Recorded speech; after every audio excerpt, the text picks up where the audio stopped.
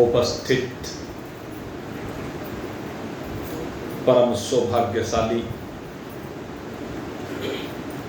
नर्तन के माध्यम से अपनी जीवन यात्रा को आगे बढ़ाते जिज्ञासुवृत्त,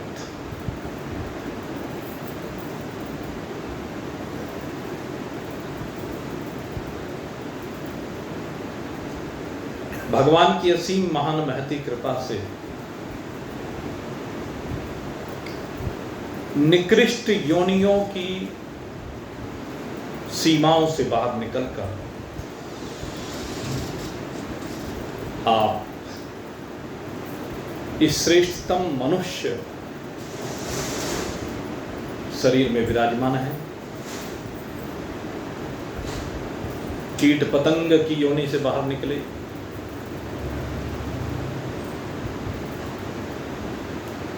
पशुत्व की योनि से बाहर निकले और मानवीय शरीर को आपने धारण किया। कीड़ा और तितली ये कीट और पतंग है, मृग और बछड़ा ये पशुत्व है, राजा का पुत्र ये मानव तन है। और मानव तन में भी श्रेष्ठ परिवार में जन्म, ये दिव्यता है। क्योंकि मानव शरीर में भी अधिकांश मनुष्य आते हैं और आकर के केवल रोटी कपड़ा और मकान तक सीमित रह जाते हैं, लेकिन जिसको राज परिवार में आने का अवसर मिला उसके सामने समस्याएं नहीं होती। बड़े सौभाग्य से किसी श्रेष्ठ कुल में अवतरण होता है, और श्रेष्ठ कुल में अवतरण होने के पीछे जो कारण है वो है उत्तरोत्तर इस यात्रा का ऊपर की ओर बढ़ते जाना। जो कीट पतंगों से यात्रा प्रारंभ हुई वो अब नर शरीर के माध्यम से नारायण तक जानी चाहिए। श्रीमद् भगवद गीता की यात्रा यही है। अर्जुन नर है, भगवान श्री कृष्ण नारायण है। अर्जुन रूपी नर भगवान श्री कृष्ण रूपी नारायण की शरण को प्राप्त होने जा रहा है, और उसके पीछे भावना केवल अपने कल्याण की। अर्जुन चाहता है कि मेरा कल्याण हो, भले ही मानव का तन मिल जाए, लेकिन मानव का तन मिलना कल्याण की गारंटी नहीं है। मानव का तन मिलने के बाद इसमें मानवीयता का आना ये उत्थान का प्रतीक है, और मानवीयता के आने के बाद कुछ जानने की इच्छा का होना ये जिज्ञासा का प्रतीक है। और जिज्ञासु बनने के बाद किसी सद्गुरु की शरण में जाकर के अपने स्वरूप का बोध प्राप्त करना ये कल्याण की बात है। तो अंतिम सीढ़ी है किसी गुरु की शरण में जाकर के ये नर समर्पण कर। जो गुरु होते हैं ब्रह्मनिष्ठ होते हैं, ब्रह्मवित्त होते हैं। ब्रह्मनिष्ठ ब्रह्मवित्त कौन है? जो भगवान की वाणी को ज्यों का त्यों भक्त के जिज्ञासु के हृदय में उतार देते हैं, वो है ब्रह्मनिष्ठ ब्रह्मवित्त महान पुरुष। और यहां तो स्वयं भगवान श्री कृष्ण है, और भगवान श्री कृष्ण के मुखारविंद से श्रवित ये गीता रूपी ज्ञान गंगा, अमृत गंगा, जिसमें सब प्राणियों का कल्याण निहित है, जिसने भी शरीर को धारण किया है उसी का कल्याण निश्चित है। जो इस अमृत गंगा का पान करेगा। लेकिन पान करने के लिए कुछ शर्तें हैं। न जाने कितनों ने इसका अध्ययन किया है, कितनों ने इसका पाठ किया है, पढ़ा है, लेकिन जब तक जीवन में नहीं उतारा कल्याण नहीं हो सकता। पुण्य लाभ हो जाता है। ये जो पाठ वासना है शास्त्रों की, इससे पुण्य लाभ होता है। बहुत लोग हैं जो गीता का पाठ नियमित करते हैं, लेकिन केवल पाठ तक सीमित ना रहे, इसको पी जाएं। ये जो गीता है ना, ये पीने की चीज है, क्योंकि अमृत है, अमृत तो पिया जाता है। पिबत भागवत रसमालयम् मुहुरहो रसिका भुवि भावुका। ये पीने की चीज है। ये भगवत गीता रसपान करने की चीज। किसका रस? कहते हैं आत्म रस का पान कीजिए। भगवत गीता में अपने आत्म रस का पान करना है। इसमें किसी दूसरे के रस की बात नहीं की गई है, संसार के विषयों के रस की बात नहीं की गई है। और इस गीता को जिन महान पुरुषों ने पान किया है, वो महान पुरुष बुलाते हैं, पुकारते हैं, कहते हैं आ जाओ। हे मेरे प्यारे जिज्ञासुओं, हे आत्मरस के पिपासुओं, हे भव बंधन से मुक्त होने की इच्छा रखने वाले मुमुक्षुओं, मैं तुम्हारा आह्वान करता हूं। जो भी इस आनंद रस को पीना चाहता है, उसका आह्वान करता हूं। भगवान मधुर मधुर बांसुरी बजा करके आह्वान करते हैं। बांसुरी के जो दिव्य स्वर हैं, उनके माध्यम से आह्वान कर रहे हैं उन गोपियों का जो अमृत रस पान करना चाहती है। उन गोपियों को पुकार रहे हैं जो परम प्रेम के आनंद में डूबना चाहती है, जो सारे भेद की दीवारों को मिटा देना चाहती हैं, जो परमात्मा के साथ मिलकर के एक रूप हो जाना चाहती है। ऐसी गोपियों को भगवान पुकार रहे हैं और संदेशा भिजवा रहे हैं उन जिज्ञासुओं को जो न जाने कहां कहां इस लोक से लेकर के परलोक तक विराजमान होकर के भगवान से अपने तार जोड़ने का प्रयास कर रहे हैं। उन प्रेम पिपासुओं को निमंत्रण भेज रहे हैं भगवान। सब आ जाओ मेरे साथियों, मैं संदेश सुनाऊंगा। सब आ जाओ मेरे साथियों, मैं संदेश सुनाऊंगा। छिपा हुआ धन कहाँ गड़ा है, ठीक ठीक बतलाऊंगा, ठीक ठीक बतलाऊंगा। सब आ जाओ मेरे साथियों, मैं संदेश सुनाऊंगा। छिपा हुआ धन कहाँ गड़ा है, ठीक ठीक बतलाऊंगा। एक गर्त है पास तुम्हारे, जिसमें ये धन छिपा हुआ। एक गर्त है पास तुम्हारे, जिसमें ये धन छिपा हुआ। उसके ऊपर एक पत्थर है, बहुत वजन का धरा हुआ।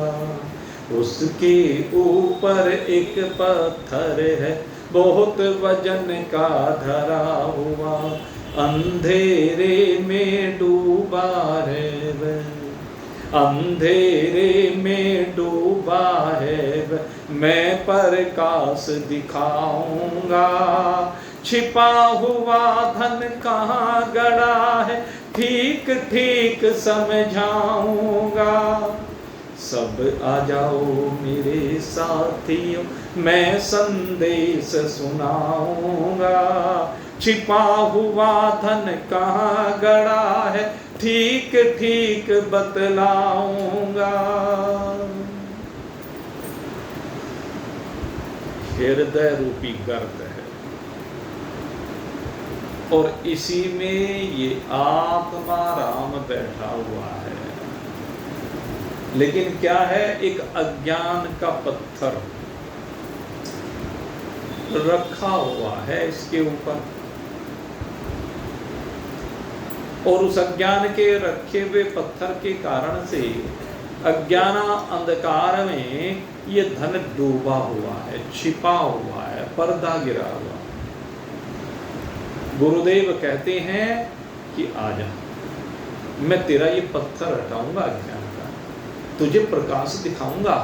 जब प्रकाश होगा तेरी अंतरात्मा में, तेरे हृदय में, तुझे अपने हृदय में ही उस दिलदार के, उस परमात्मा देव के दर्शन हो जाएंगे।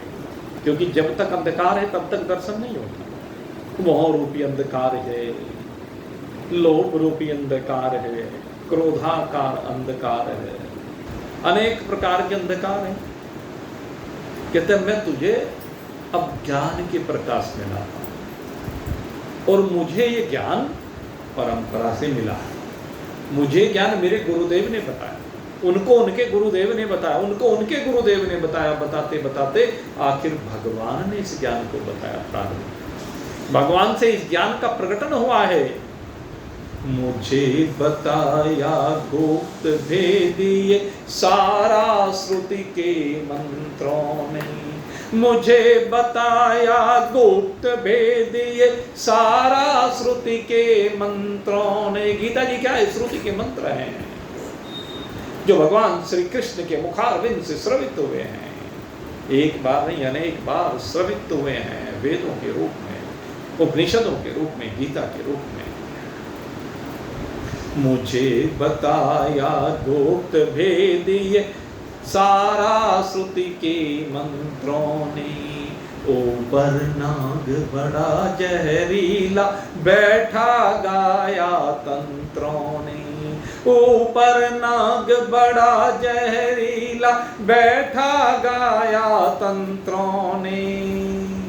कहते लेकिन चिंता मत कर, कितना ही बड़ा नाग कुंडली मान करके बैठा हुआ हो, तुझे घबराने की आवश्यकता नहीं है। क्योंकि जब भगवान का वाहन गरुड़ आता है तो सारे जहरीले नाग भयभीत होकर के भाग जाते हैं। और गुरुदेव कहते हैं कि मेरे पास वही गरुड़ विद्या है, वही गरुड़ मेरे पास है जो जहरीले नागों को हटा देंगे।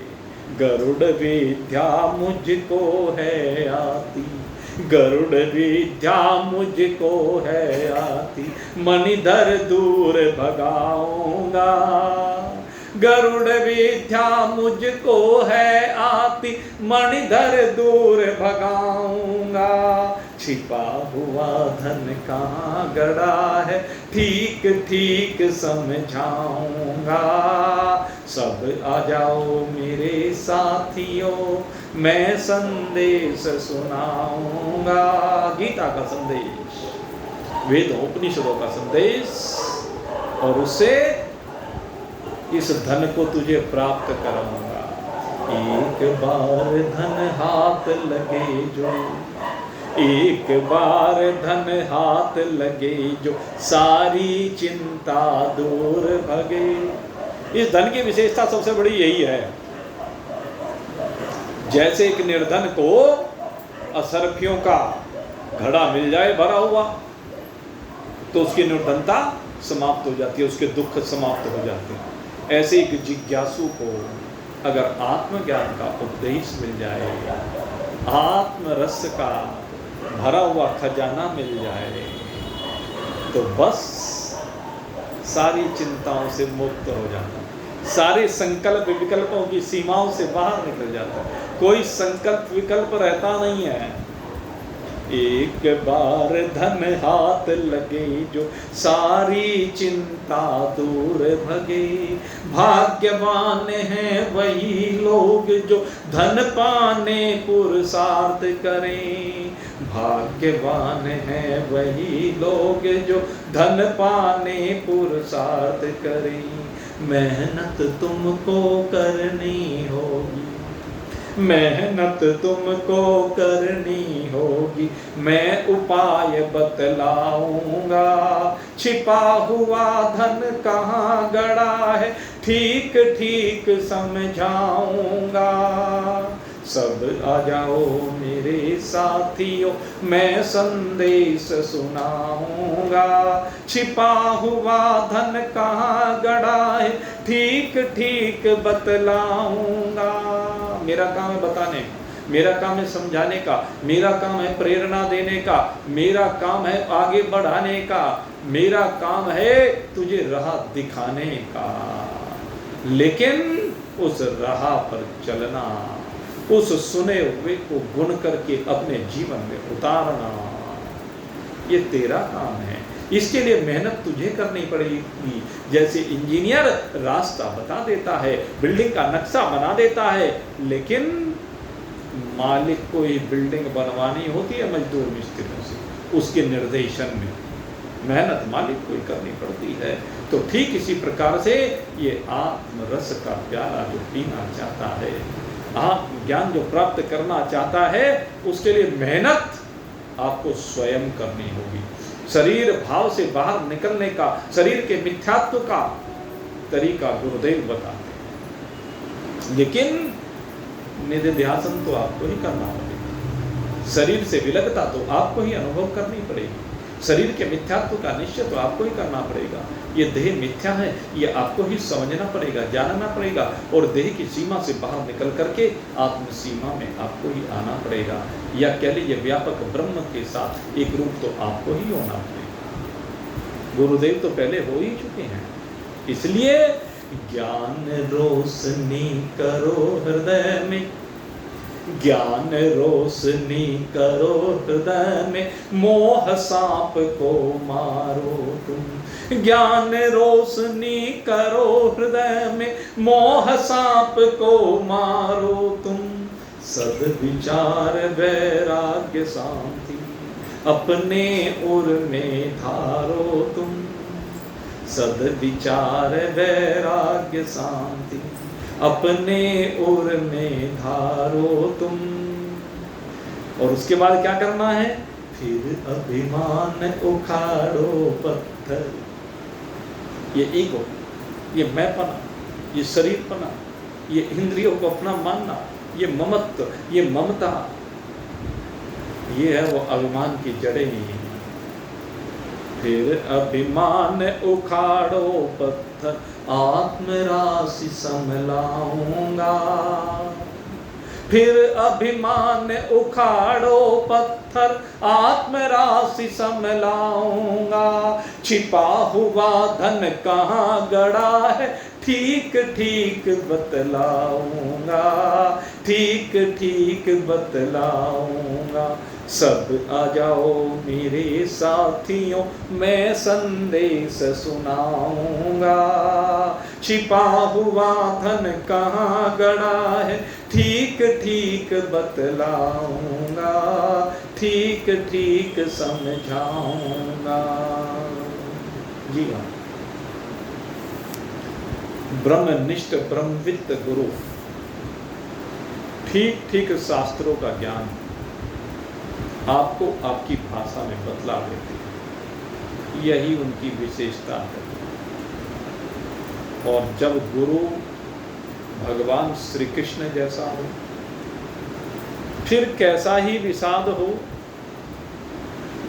कैसे ही संशय हो, कैसे धर्म अधर्म के बीच में फंसा हुआ हो, पाप और पुण्य की बहती नदी के मझधार में फंसा हुआ क्यों ना हो, उस मझधार से निकलने का उपाय भगवान बता दें। लेकिन कब बताएंगे? जब समर्पण होगा। इस अध्यात्म विद्या को, इस आत्म विद्या को, इस आत्मज्ञान को प्राप्त करने के लिए पहली शर्त यही है, गुरु के प्रति संपूर्ण समर्पण। गुरु जैसा कहें वैसा माने। गुरु के बताए हुए मार्ग पर बिना विचारे, कोई विचार करने की आवश्यकता नहीं है, क्योंकि विचार करने का काम गुरु ने कर लिया है। उसने बहुत अनुभव प्राप्त किया है, बहुत संघर्ष किया है, उसके संघर्ष का, उसके अनुभव का लाभ उठाना है। मेहनत तो जी तोड़ उसने कर ली है, और फिर जो माल निकाल करके दिया है उस माल को ग्रहण करो ना सीधे। राह में भटकने की आवश्यकता कहां है? सोचिए, भटको मत, भटकने की आवश्यकता नहीं। जब तक भटकते रहोगे रास्ता नहीं मिलेगा। जब तक आप लगा दो रहेंगे भाई, थके रहते हैं रोज, पता कुछ नहीं रहता। जब सो जाता है व्यक्ति उसे कुछ नहीं पता होता, कुछ नहीं देखते। सोते हुए तो फिर बस एकदम गड़बड़ हो जाती।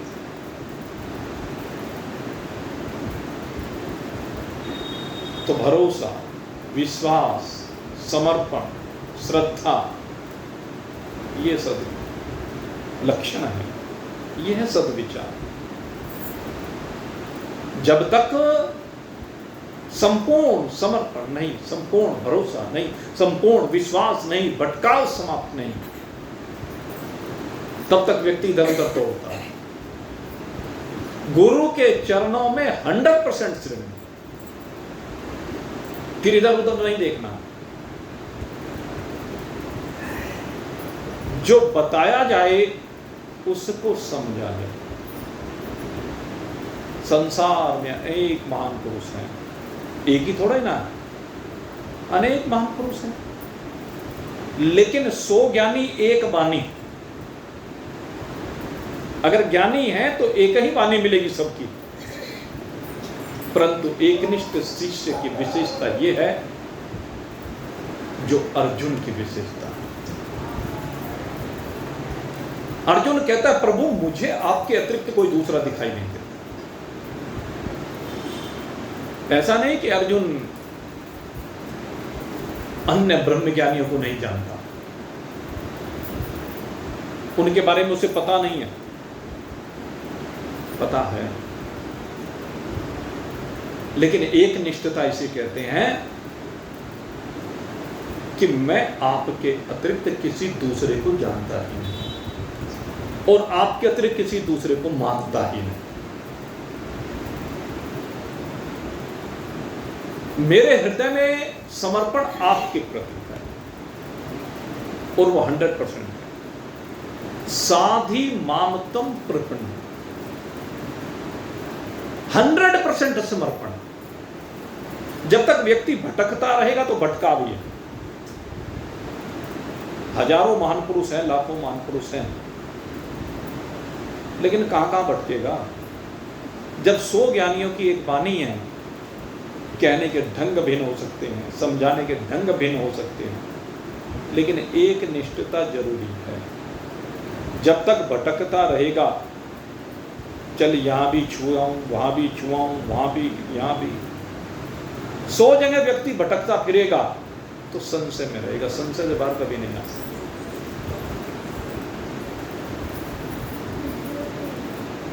जहां पर कर्मकांड हो रहा है उस कर्मकांड में भी गोते लगाए, जहां पर उपासना की विभिन्न पद्धतियां चल रही हैं वहां भी गोते लगाए, जहां ज्ञान गंगा बह रही है उसे भी छू के चलाओ, बस छू के जाएगा। आपको बता दें, छू कर ही आएगा, वो भटकता रहेगा। अरे रोज इधर उधर धक्के खाते फिरने से क्या फायदा?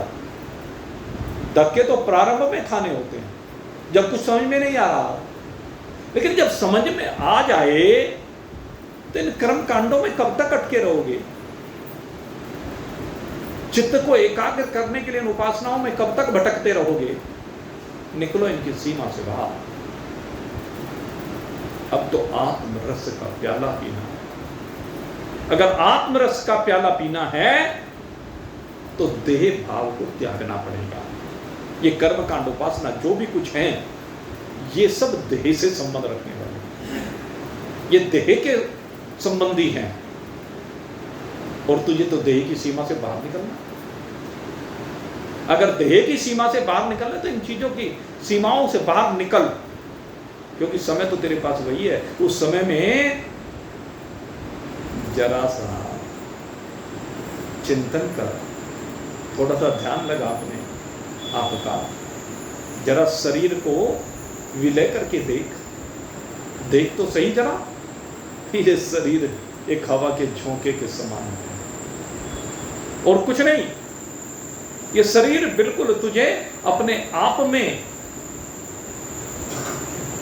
एक सूर्य की किरण के समान नजर आने लगे, एक हवा के झोंके की तरह से बिल्कुल हल्का नजर आने लगे, और धीरे धीरे विलय को प्राप्त हो जाए तेरे।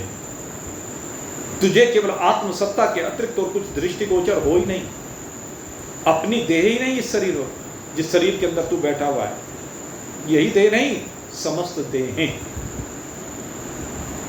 सब देह तुझे हवा का झोंका नजर, और कुछ ना हो, सब लय हो जाए।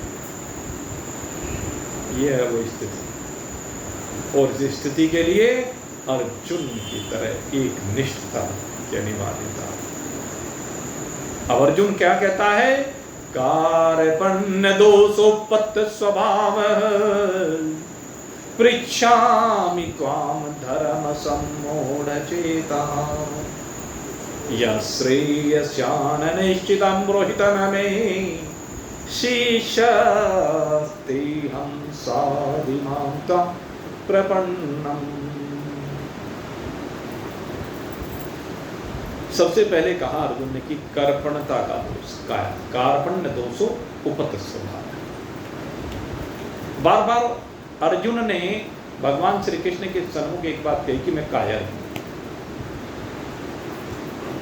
या अर्जुन ने ये दर्शाया तो भगवान ने कहा, ये वैसे तो बात ये है, अर्जुन ने तो यहां आकर के अपने को कायर कहा कि आप कह रहे इसलिए मैं मान रहा हूं। अब भगवान ने कहा तो माना। क्लेप्यम माइष्ण गले नहीं दत्तवा क्षुद्रम हृदय दौर्बल्यम त्यक्ता उत्तिष्ठ परम। हृदय की दुर्बलता को छोड़, इस कायरता को छोड़िए, ऐसी स्थिति में कुतस्त्वहा कस्मनमिदं विस्मयी समुपस्थितम्। इस विषम परिस्थिति में जो तेरे अंदर ये कायरता आई है, उसको छोड़। जब भगवान ने कहा तो अर्जुन ने माना कि हाँ, मेरे अंदर कायरता आई, ये मेरे अक्षत्रिय का स्वभाव नहीं है, ये मेरे स्वभाव के विरुद्ध है, अक्षत्रिय धर्म के विरुद्ध है। इसलिए अब माना कि हाँ, मेरा स्वभाव कायरता के कारण से युद्ध से उपरत हुआ, उपत स्वभाव, युद्ध से मैं अब पीछे हटा। लेकिन ये कायरता मोहजन्य कायरता, ये जो कायरता है ये मोहजन्य कायरता है। स्वजनों के मोह में कि चले जाएंगे तो क्या होगा, अनादिकाल से यही परंपरा चली आ रही है भाई, सबके स्वजन जा रहे हैं, जिसे स्वजन कहते हैं, यहीं पे स्वजन है। यहां आने के बाद आपको पता चला कि ये मेरे स्वजन है, और जैसे ही वो गए तुम उनके लिए परिजन हो गए, जैसे तुम यहां से छोड़कर गए तुम्हारे लिए वो परिजन हो गए। कहां स्वजन रहे? इस देह से पहले और देह के बाद चाहे अपनी चाहे स्वजन, चिंतन कीजिए, मालूम ही नहीं तो स्वजनता तो केवल इहलौकिक है, आगे के बारे में कुछ पता नहीं है। और अगर पता हो जाए तो ये सृष्टि नहीं चले। आपको पता चल जाए कि आप जिस घर में आज हैं, इससे पहले आप देश के प्रधानमंत्री जो भी रहे होंगे उस समय, उसके घर में आप रहते थे, उसके बेटे के रूप में, बेटी के रूप में, बहू के रूप में। तो अभी दौड़े जाएंगे, अरे वो मेरा महल, जयपुर का वो सिटी पैलेस, वो राजमहल, अरे ये मेरा है। झगड़ा हो जाएगा, वो कहेंगे तुम कौन हो, हम तुम्हें नहीं जानते। अरे मैं तुम्हारा दादा हूं, तुम्हारी दादी हूं, तुम मेरे बच्चे हो। न किसकी दादी, कैसे दादी, किसकी पोती, किसके पोते, चल यहां से निकाल देते। अगर पता चल जाए तो पता चलेगा, फलाने समय पे वहां था, वहां था, वहां था, लेकिन किसी को पता नहीं। इसलिए आप ये सोचते हो कि स्वजनों के साथ नाता, भाई किसी का नहीं, हकीकत ये है। हाँ, एक पितृ होनी जरूर पड़नी है, जिसमें वो जो वहां पितृलोक में गए, हो सकता है उनका आपसे नाता जुड़ा हो। और आपको तो अब भी पता नहीं कौन है कौन नहीं, उन्हें तो पता है, चलो उन्हें पता हो सकता है, आपको नहीं। तो कहते स्वजनों के मोहों के कारण से जो हृदय की दुर्बलता है, उसके कारण से मेरा जो स्वभाव युद्ध से उपरत हुआ। कारपन्न दोषो पत स्वभावः, पृच्छामि त्वाम धर्म सम्मूढ़ चेतः। कि इस उपरामता के कारण अब मैं पृच्छामि त्वाम, हे प्रभु, अब मैं आपसे पूछना चाहता हूं, क्या धर्म सम्मूढ़ चेतः, कहते मेरा सही धर्म क्या है, धर्म के विषय में पूछना चाहता हूं। मेरा युद्ध से उपरत होना ठीक है या युद्ध करना ठीक है? इस समय तो प्रश्न यही है। यहां इस संसार में जो शरीर आपने प्राप्त किया है और जो विपरीत परिस्थितियां आई हैं, उन विपरीत परिस्थितियों में मेरा धर्म क्या है? मेरे से अधर्म ना हो जाए, अपनों के कारण से अधर्म ना हो जाए। क्योंकि जो भी परिस्थितियां आई है उसमें जिनको हम स्वजन कहते हैं वो तो जुड़े ही रहते हैं, हर परिस्थिति में अपने जुड़े हुए हैं, दोनों तरफ अपने होते हैं। बच्चों का बंटवारा करना हो, एक बाप के दो बेटे और दोनों का बंटवारा करना हो, एक बेटा साथ में काम करता है, एक बेटा बाहर विदेश में नौकरी करता है, दोनों बेटे काम कर रहे हैं, कमाऊ हैं, अब दोनों का बंटवारा करना है, कैसे करें? जो पास में है वो चाहता है कि जितना काम किया है यहां पर, अब जो भी कुछ धनार्जन कर रहा हूं वो मैं कर रहा हूं, उसका पक्ष है। जो बेटा विदेश में नौकरी कर रहा है, उसने जो भी कुछ कमाया सारा जोड़ जोड़ के अपने बैंक में डाल दिया, वो कहता है इससे किसी का क्या संबंध है? जब बंटवारा हो तो दोनों का हो, या तो दोनों का हो। अरे भाई यहां मेहनत करके मैंने कमाया, माँ बाप के साथ में रहता हूं, इसका मतलब ये तो नहीं इस पर सारे पे तेरा ही अधिकार हो गया।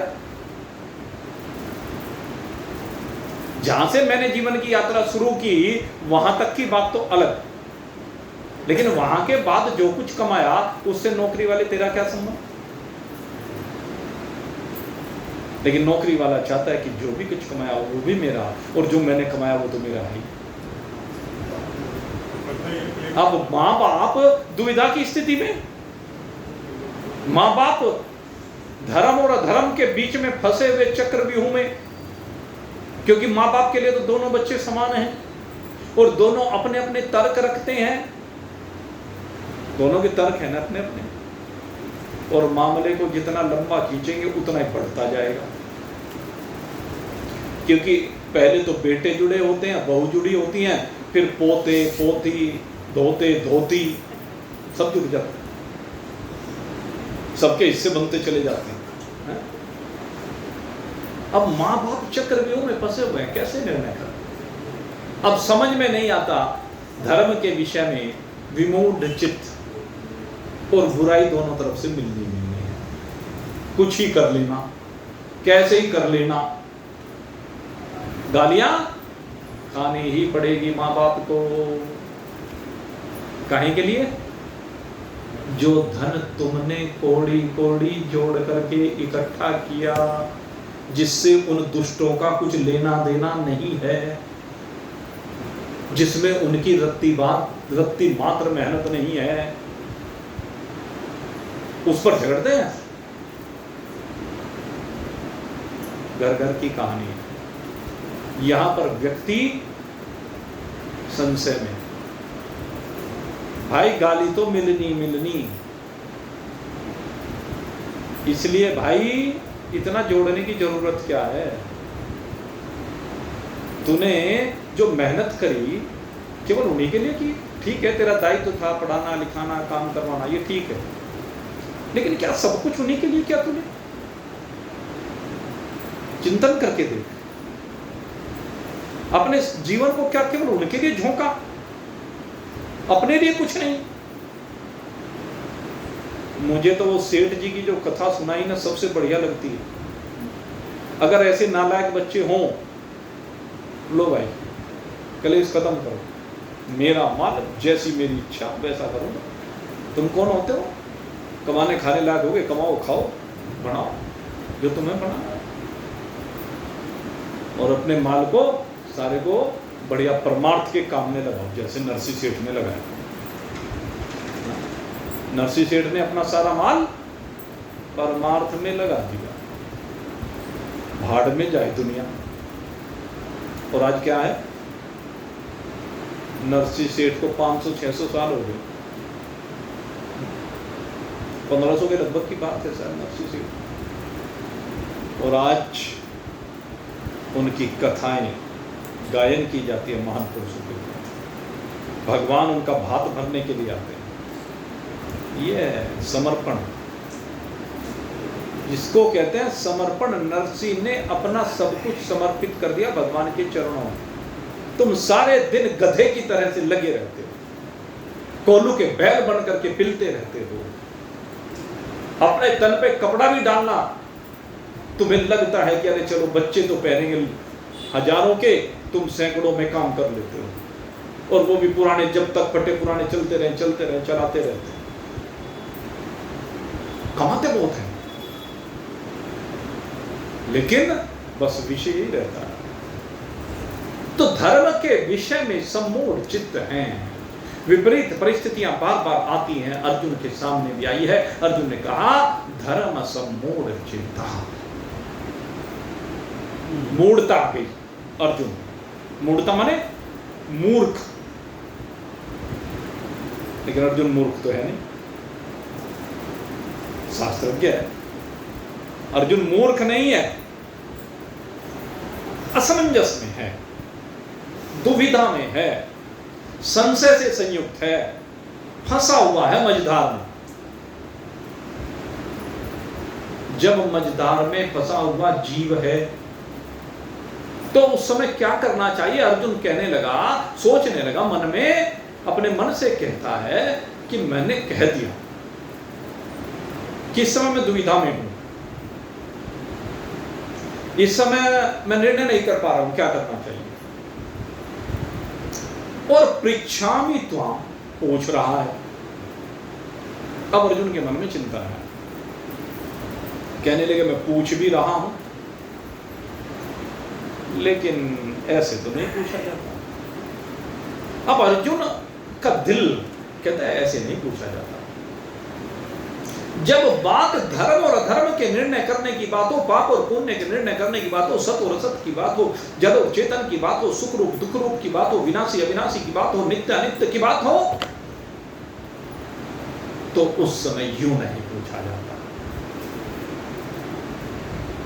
उस समय पूछने का तरीका ये नहीं होता जैसे मैं खड़ा हुआ हूं और वो बैठा हुआ हूं, यहां पर भगवान श्री कृष्ण खड़े हुए हैं मेरे सामने, इसलिए ये पूछने का तरीका नहीं। कहने लगे ये सारथी बने हुए और मैं रथी बना हुआ हूं। रथी सारथी से कैसे पूछ सकता है? मालिक नौकर से कैसे पूछ सकता है? सारथी और रथी का नाता तो ये है क्योंकि भगवान को सारथी बना करके लाया है अर्जुन। जब द्वारिका में दोनों गए थे, दुर्योधन और अर्जुन, भगवान से सहायता मांगने के लिए कि युद्ध में हमारी सहायता कीजिए। अर्जुन भगवान के चरणों में बैठ गया था, दुर्योधन सिरहाने बैठ गया था।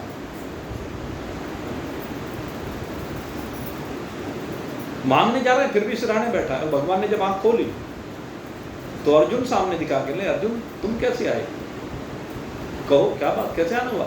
दुर्योधन बीच में बोलकर मैं भी आया हूं जी, इससे पहले आया हूं जी। कहने लगे भाई चरणों में बैठा है तो मुझे दिखाई दे रहा है, तू मेरे सिर पर बैठा है तो मुझे दिखाई नहीं दे रहा। अगर भगवान के सिर पर बैठेंगे तो दिखाई नहीं देगा, भगवान के चरणों में बैठेंगे तब दिखाई देगा। और अर्जुन आज रथी बन करके भगवान के सिर पर बैठा हुआ। इस रथ में, इस महाभारत के युद्ध में रथी बनकर के इस समय कहता है मैं तो सिर पर बैठा हूं। और भगवान ने उस समय कहा था दुर्योधन तू सिर पर बैठा हुआ है, सहायता मांगने आया, भीख मांगने आया, सेना मांगने आया। और जो मांगने वाला याचक होता है वो सिर पर नहीं बैठा, मांगने वाले को तो चरणों में बैठना चाहिए। तो यहां शीश पर बैठा। तो आज अर्जुन की समझ में वो बात आती है। और जब अर्जुन की समझ में बात आई कि अर्जुन